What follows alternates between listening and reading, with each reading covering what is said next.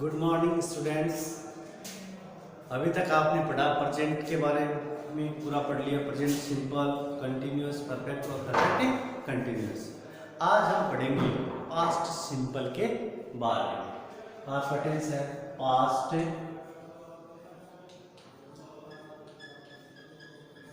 Simple tense. Past simple tense साधारण भूतकाल। साधारण भूतकाल। इसकी सबसे पहले हिंदी वाक्यों की पहचान करनी है हमें कि हिंदी वाक्यों को देखकर हमें पता चलना चाहिए कि इसमें कौन सा टेंस है जिसका हम ट्रांसलेट करने में हमारी सुविधा रहे। इसके लिए हमें पहचान देखनी पड़ेगी। पहचान हिंदी वाक्यों के अंत में या तो आ की मात्रा या टी की मात्रा या ए की मात्रा या ता था ते थी ते थे या ये आदि हो। यानी ये टेंस भूतकाल में किसी समय काम का होना बताता है। काम का होना बताता है। जैसे वह डर गया, जिसका वर्तमान में प्रभाव नहीं होता है, और वर्तमान में प्रभाव होने पर उसमें प्रेजेंट परफेक्ट टेंस होता है। यदि उसका प्रेजेंट में कोई इफेक्ट नहीं पड़ता तो उसमें पास्ट सिंपल टेंस से यूज करते हैं। उसकी बात में हेल्पिंग वर्ब।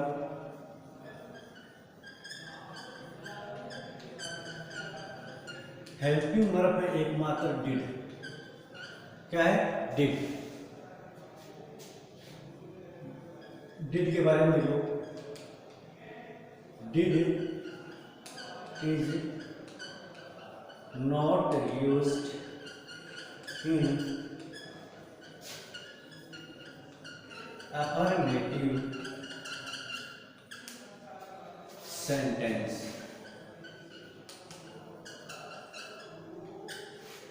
कहने का मतलब डिड का प्रयोग अफर्मेटिव सेंटेंस में नहीं होता है।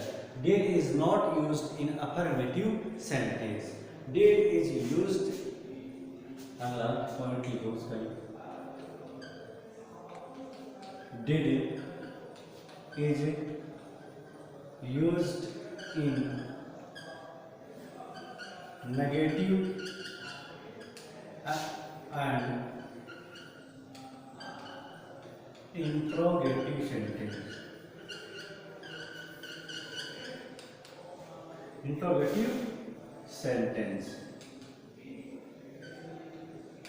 Did का यूज केवल नेगेटिव सेंटेंस है, नकारात्मक वाक्य, और इंट्रोगेटिव सेंटेंस यानी प्रश्नवाचक वाक्यों में ही किया जाता है। अफर्मेटिव में इसका यूज नहीं होता है। डिड हेल्पिंग वर्ब एकमात्र, वो अफर्मेटिव सेंटेंस में यूज नहीं होगी, और ये यूज होगी केवल नेगेटिव सेंटेंस और इंट्रोगेटिव सेंटेंस।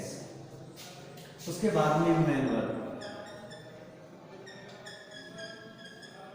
मैन वर्ब दो तरीके की यूज होगी, एक वर्ब की सेकंड फॉर्म और एक की वर्ब की फर्स्ट फॉर्म।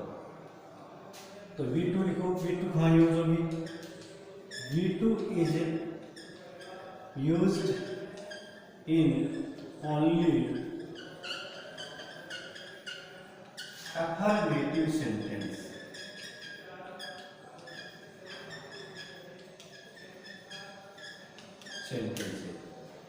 V2 यानी वर्ब की सेकंड फॉर्म केवल कहाँ यूज होगी? केवल मात्र अफर्मेटिव सेंटेंस, केवल मात्र सकारात्मक वाक्य में V2 का यूज होगा। और V1 यूज होगी। V1 is used in negative and affirmative sentence, sorry, negative और interrogative sentence.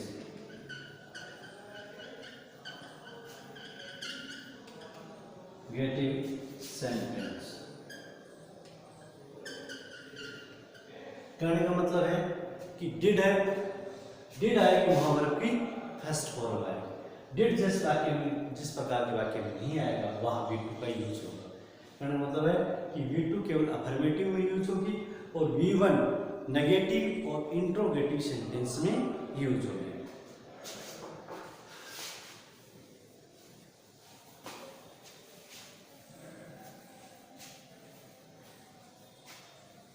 अब हेल्पिंग वर्ब और मैन वर्ब के बाद में दो चीजें अंग्रेजी में आपको हेल्पिंग वर्ब मिल जाए और मैन वर्ब मिल का पता हो तो आप आसानी से सेंटेंस का निर्माण कर सकते हो.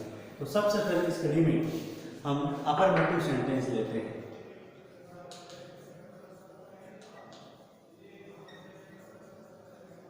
अफर्मेटिव सेंटेंस,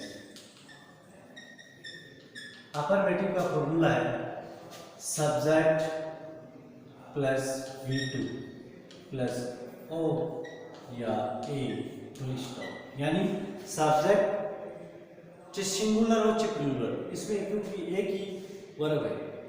अफर्मेटिव में हेल्पिंग वर्ब नहीं आएगी, मैन वर्ब आएगी, वो भी V2 है. तो दोनों सब्जेक्ट चाहे सिंगुलर सब्जेक्ट हो चाहे प्लूरल सब्जेक्ट हो, दोनों के साथ V2 का यूज यानी वर्ब की सेकंड फॉर्म यूज की जाएगी. सब्जेक्ट प्लस वर्ब की सेकंड फॉर्म, वर्ब के अनुसार ऑब्जेक्ट आ जाएगा, एडवर्ब आएगा, लास्ट में फुल स्टॉप. जैसे राम अपने घर गए, या आ गया पहचान या ये. तो अब राम सब्जेक्ट है, ये गया, ये पहले से एडवर्ब है. जैसे राम सेकंड फॉर्म गया कि वेंट, वो की वेंट टू हिज हाउस या हाउस, कोई दिक्कत नहीं. Ram went to his house, ये सब्जेक्ट हो गया, ये वर्ब की V2 हो गई, ये आपका पहले एडवर्ब हो गई. आया समझ में? दूसरा वाक्य वे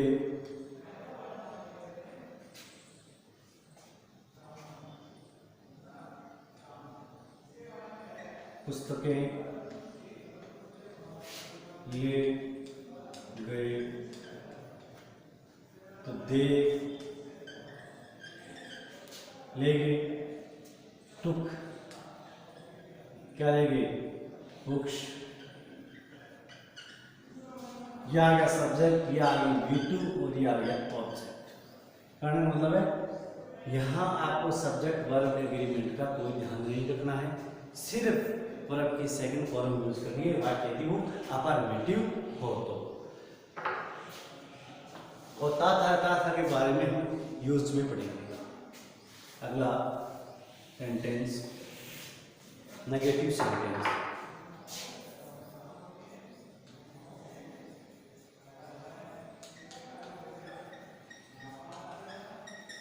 नेगेटिव सेंटेंस का फॉर्मूला है subject plus did plus V1. यानी डिड आएगी वहां क्या आ जाएगा V1 sorry not plus V1 plus O और A. यानी सब्जेक्ट आ जाएगा सबसे पहले, नेगेटिव सेंटेंस है तो सब्जेक्ट के बाद में क्या आ जाएगा, हेल्पिंग वर्ब एकमात्र है डिड, चाहे सब्जेक्ट सिंगुलर हो चाहे सब्जेक्ट प्लूरल हो तो डिड आ जाएगा. उसके बाद में नोट का यूज करना, नेगेटिव है तो उसके बाद में V1 ही आएगी. डिड के साथ V1 का प्रयोग होगा. डिड के साथ किसका होगा, V1 का. यदि अब डिड नहीं आ रहा यानी वाक्य अफर्मेटिव है तो वहां सीधा क्या आ जाएगा, V2 आ जाएगा, ऑब्जेक्ट आ जाएगा, एडवर्ब आ जाएगा. जैसे राम ने पत्र नहीं लिखा. मैंने कहा था आपकी मात्रा आ गई लिखा मात्रा. राम आ गया सब्जेक्ट। अब क्या लगाना है, डिड, सिंगुलर और प्लूरल, नॉट यूज कर दिया, लिखा राइट, इन वर्ब की फर्स्ट फॉर्म। यहाँ सेकंड फॉर्म नहीं करना, गलत हो जाएगा। डिड आएगा तो वर्ब की first form. A letter, stop.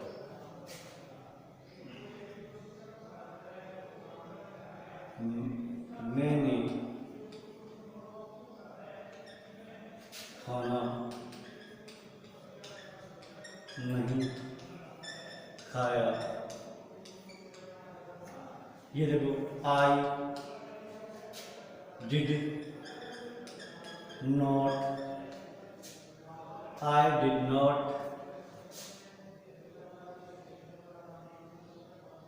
Eat food. तो आई के साथ डिड, इन सब के साथ डिड आएगा, नॉट आ गया, ईट आ गया, फूड आ गया, पर फिर फर्स्ट फॉर्म आ गई। एक और दिक्कत है यहाँ पे कि वाक्य में, हिंदी वाक्य के अंदर क्या हो सकता है, था भी हो सकता है, थी भी हो सकता है और थे भी हो सकता है। जैसे वह एक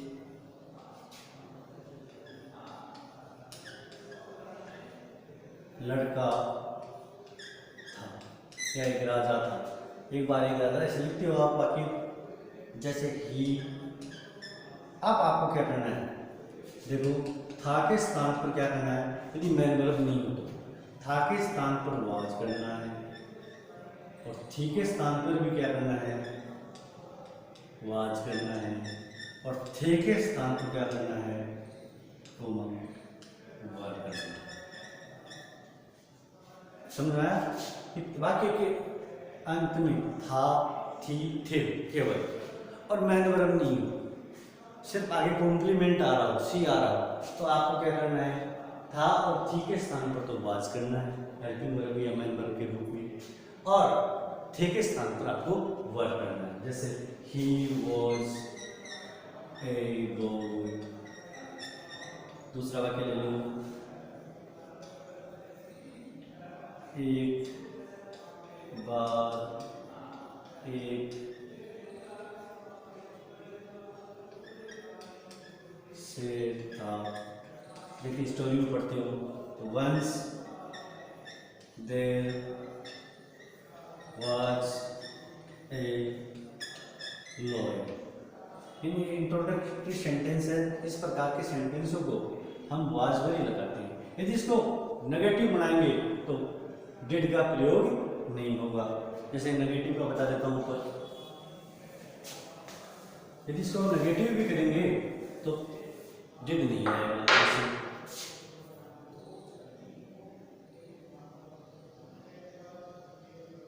तीसरा वाक्य, शेर जंगल में नहीं था, या गुफा में, इनका कोई भी ले लो। The lion was not in the forest. कहने का मतलब नेगेटिव भी करोगे तो हेल्पिंग वर्ब या मैन वर्ब के रूप में वाज वर्ब यूज करना। यदि सिंगुलर है तो वाज, प्लूरल है तो वर्ब का यूज ही करना है। उसके बाद में इंट्रोगेटिव सेंटेंस ले लो।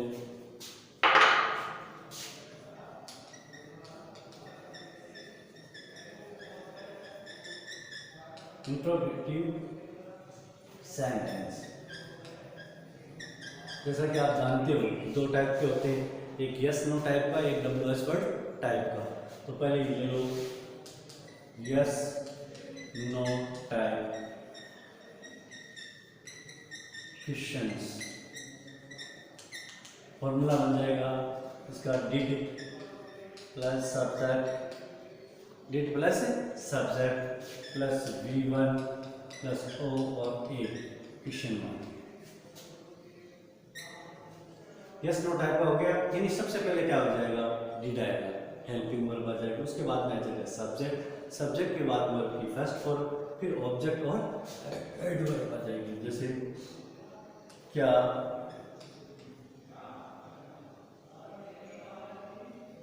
राम ने पानी पिया। क्या राम ने पानी पिया? तो क्या हो जाएगा? Did Ram drink water. दूसरा ले लो, क्या वे स्कूल आए? Question mark. क्या स्कूल में?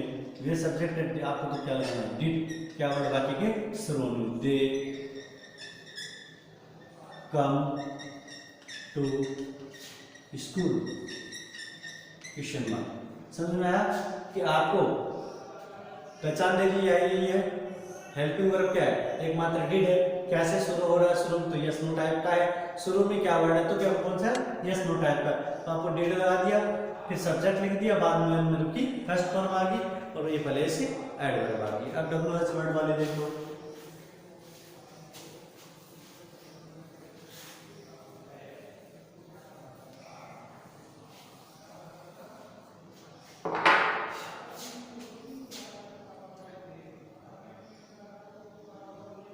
WH word type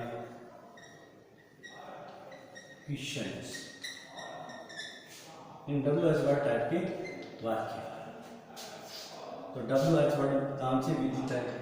WH word सबसे पहले फिर did plus subject plus V1 object और एडवर्ब क्वेश्चन मार्क। ये WH वर्ड के नाम से विदित है। ये हिंदी की क्या पहचान है?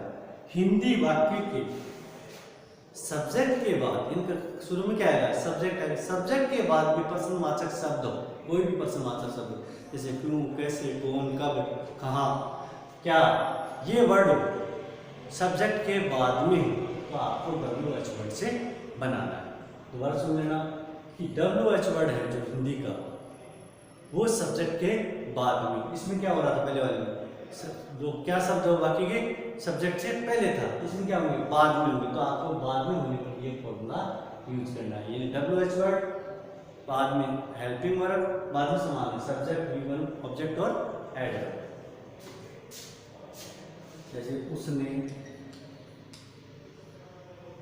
कल भोजन में क्या खाया? क्वेश्चन। अब उसने कोई पर्सन है, कल भोजन। अब जब WH वर्ड क्या है? सब्जेक्ट के बाद में तो है, इन वाक्य के कर्ता के बाद में है, तो क्या बन जाएगा? What did. अब उसने तो he eat in food yesterday question mark. ये एडवर्ब आ गया, ये भी ये ऑब्जेक्ट आ गया और ये मैन वर्ब आ गया। ठीक है, कोई दिक्कत है तो बता देंगे। अब अगला सेंटेंस, मोहन स्कूल कब गया? Question mark. तो कब वर्ड सब्जेक्ट के बाद में तो when did Mohan go to school question mark. Third का मतलब है WH वर्ड है जैसे हिंदी का, बस इंग्लिश बना लेनी है। उसके बाद में डिड हेल्पिंग वर्ब है, फिर बाद में आ जाएगा सब्जेक्ट, बाद में वर्ब की फर्स्ट फॉर्म, फिर वाक्य के अनुसार ऑब्जेक्ट या एडवर्ब आ जाएगी। अब इसका यूज हाँ एक बार नेगेटिव की दिक्कत आए तो देखो इंट्रोगेटिव नेगेटिव देखो सीधा नोट लगा के not is used after subject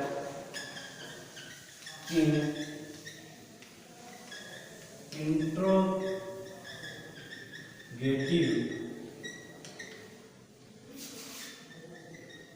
sentence,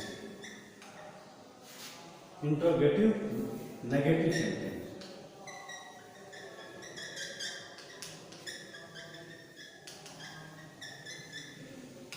कहने का मतलब यदि ये वाक्य कोई नकारात्मक हो, प्रश्नवाचक नकारात्मक हो, मान इंट्रोगेटिव नेगेटिव सेंटेंस, तो नोट खाएं उसके नाम। तो आफ्टर सब्जेक्ट में सब्जेक्ट के बाद आपको नोट लगाना है।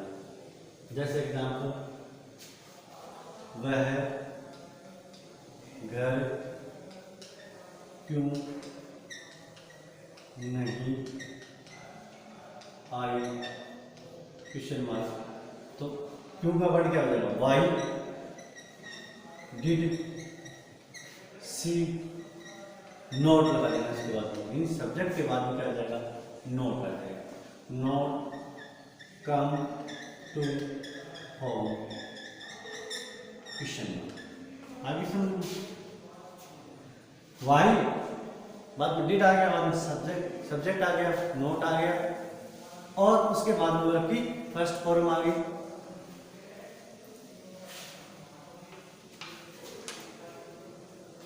तो आज हमने पढ़ लिया इसके हिंदी वाक्यों के ट्रांसलेट के बारे में। अगले जो वीडियो आएगा उसमें हम इसके यूज के बारे में पढ़ेंगे। Thank you.